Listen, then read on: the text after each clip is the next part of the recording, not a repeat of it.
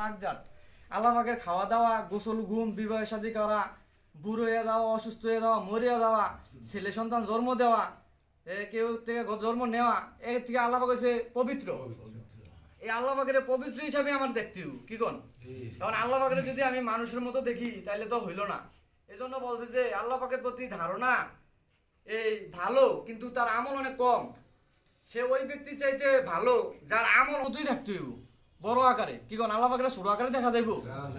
এখন আল্লাহ পাকের যদি বড় আকারে দেখতে হয়, আমার যে ধোকার যে দুইটা চোখ আছে, এই চোখ দিয়া আমি কত মাইল দূরে দেখি।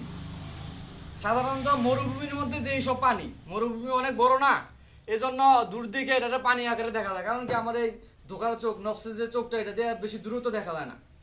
এজন্য আল্লাহ পাকের যদি দেখতে হয় তাইলে ওই নিজে আগে আমার আগে আমি চিনতে হইব আমি কে। আমার যে 3.5 হাত বটিটা, এটা আসলে আমি না, এটা মানুষ না। আমার ভিতরে আছে নফস এবং কলব, ওইটাই মানুষ।